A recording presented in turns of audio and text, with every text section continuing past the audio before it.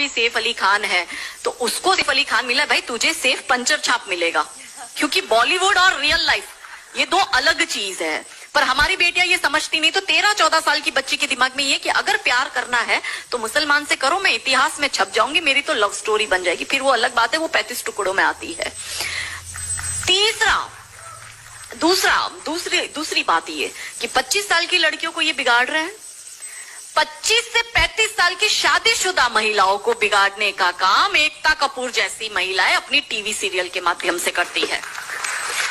कैसे करती है कि वो अपने टीवी सीरियल में एक महिला बिल्कुल टिपिकल हमारे ड्रेसअप में, अच्छी सी साड़ी, बड़ा बड़ा मंगलसूत्र, बड़ा सिंदूर, बड़ी बिंदी, पीछे अंबे माँ का बहुत बड़ा स्टैच्यू होगा। आप देखना उसके सारे सीरियल में ये इंडिकेट्स होते हैं कि हिंदू धर्म को बर्बाद कर दो। देखिए, कोई भी देश को बर्बाद करने के लिए बम, बारूद, गोला, असला, मिसाइल दागने की जरूरत नहीं है। आप उस देश की सांस्कृतिक व्यवस्था, शैक्षणिक व्यवस्था और पारिवारिक व्यवस्था को खत्म कर दो, वो देश अपने आप खत्म हो जाएगा। यही षड्यंत्र चल रहा है। तो इस देश में महिलाओं और बेटियों के दिमाग को खराब कर दो, क्योंकि हम परिवार व्यवस्था में समझते हैं तो जो बेटी हमारी आज हमारे घर की बेटी है वो किसी के घर की बहू बनेगी और वो दो परिवारों को जोड़ती है, तो उन परिवारों को बर्बाद करने का षड्यंत्र चल रहा है। तो होता क्या है, दिखाएंगे क्या सीरियल में? प्यार एक से करेगी, शादी दूसरे से करेगी, फिर जीवन में कोई तीसरा आएगा, दूसरा मर जाएगा, फिर चौथा पसंद आएगा, फिर दूसरा जो मर गया वो जिंदा हो जाएगा, फिर कंफ्यूज हो जाएगी चौथे के साथ जाओ कि दूसरे के साथ जाओ।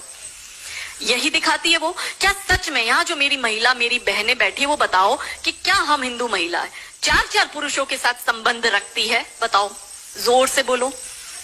क्या हमारे परिवारों में ये होता है कि हम एक को पसंद करते हैं, हम दूसरे से शादी करते, फिर हमें तीसरा पसंद आता है, फिर हमारा मर जाता है पति, फिर हमें चौथा अच्छा लगता है, और जो मर गया पति वो सडनली जिंदा हो जाता है, फिर हम कंफ्यूज होते हैं हम किसके साथ जाए? क्या हमारी ये वैल्यू है? यही सीरियल हम देखते हैं और हम तालियां बजाते हैं, और हम हमारी बेटियों को भी यही टीवी सीरियल दिखाते हैं। और इन सारी टीवी सीरियल में एक ही चीज कॉमन क्या है?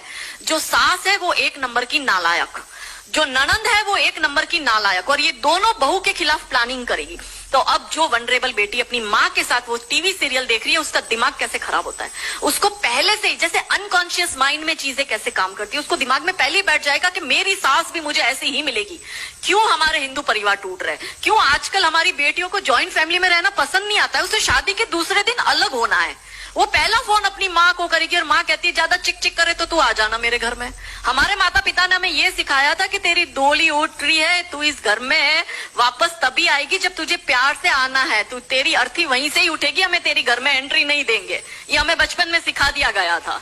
इसलिए आज भी हम जॉइंट फैमिली में रहते हैं, हम ससुराल में रहते हैं। भारतीय सांस्कृतिक व्यवस्था, पारिवारिक व्यवस्था को हमने बनाए रखा है।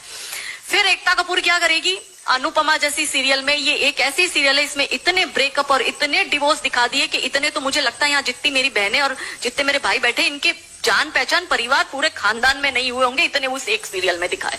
अब हमारी बेटी जो वहां जाती है उसको लगता है मेरी ननंद नालायक, मेरी सास नालायक। इसलिए आप देखो सास बहू में निपटी नहीं। पहले कैसे निपटी थी, पहले कैसे रहते थे?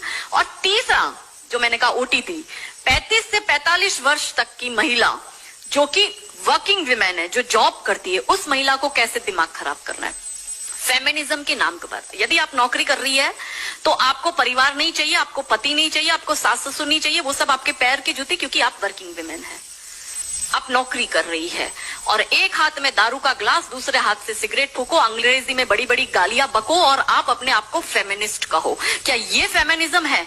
ये फिल्म क्यों नहीं बनाते नायिका देवी पर, दुर्गावती पर, रानी कमलावती पर, रानी चिन्नमा पर, रानी अब्बका पर, रानी लक्ष्मीबाई पर? ये ऐसी फिल्म क्यों बनाते हैं? ये बनाए रानी नायिका देवी पर फिल्म के जिसने मोहम्मद गौरी को नपुंसक बनाकर गुजरात